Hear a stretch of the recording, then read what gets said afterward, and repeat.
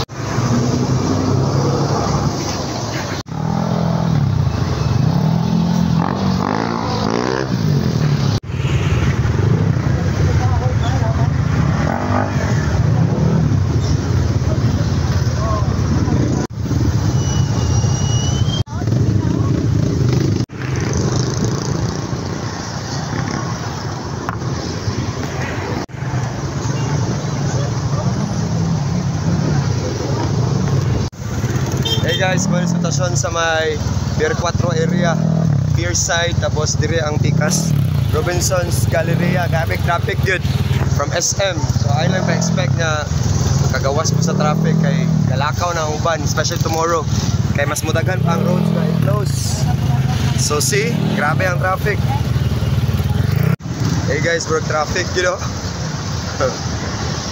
Iwataban. Maxim na lang yun ang the best mode of transport. I mean motor hailing apps.